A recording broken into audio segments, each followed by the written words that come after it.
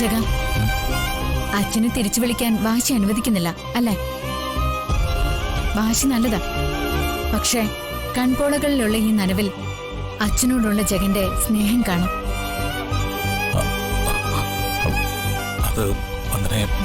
അച്ഛന് പിരിഞ്ഞിരിക്കാനാവുന്നില്ല അല്ലേ? ജഗന് അതിനാവില്ലെന്നറിയാം. കാര്യം, ആ വീട്ടിൽ നിന്ന് ഇറങ്ങിയപ്പോ പാക്ക് ചെയ്ത ഡ്രസ്സുകളുടെ കൂട്ടത്തില് അച്ഛന്റെ ഒരു ഷർട്ടും കണ്ടിരുന്നു. അത് പാക്ക് ചെയ്തപ്പോ എന്റേതാണെന്ന് കരുതി ഞാൻ എടുത്തു വെച്ചതാ. ആ വീട്ടിൽ നിന്ന് ഇറങ്ങുന്നതിന് മുന്നേ അച്ഛന്റെ ഷർട്ട് മാറ്റിയെടുത്ത് വെച്ചതാണെന്ന് എനിക്കും തോന്നി. അതുകൊണ്ട് തന്നെ ആ ഷർട്ട് ഞാൻ എടുത്ത് അച്ഛന്റെ മുറിയിൽ തന്നെ കൊണ്ടുവച്ചു.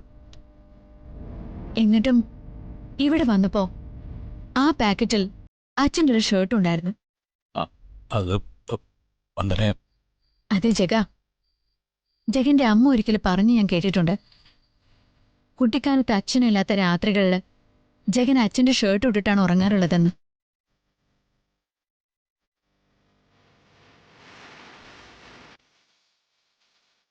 അച്ഛനെ പിരിഞ്ഞിരിക്കുന്നത് ബുദ്ധിമുട്ടാണെന്ന് ജഗന്റെ മുഖത്തുനിന്ന് വായിച്ചറിയാം.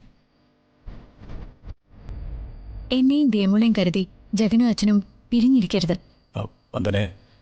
വന്ദന പറഞ്ഞതുപോലെ അച്ഛൻ എനിക്ക് ജീവനാ എന്ന് വെച്ച് എൻ്റെ ഭാര്യയും മകളെ ഒഴിവാക്കി മടങ്ങിച്ചെല്ലാനൊന്നും എനിക്കാവില്ല. എന്നെയും ദേമോളയും ഒഴിവാക്കണമെന്നല്ല ഞാൻ പറഞ്ഞത്. തൽക്കാലത്തേക്ക് ഞാനും ദേമോളും എൻ്റെ വീട്ടിലേക്ക് പോയിക്കോളാം.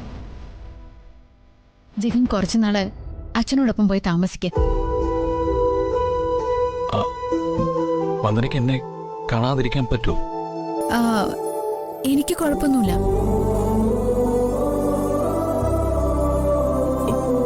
വന്ദന സത്യമാണോ പറയുന്നത്?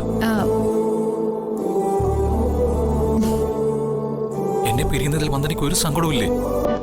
ഇല്ല. എന്നാ പിരിയാം.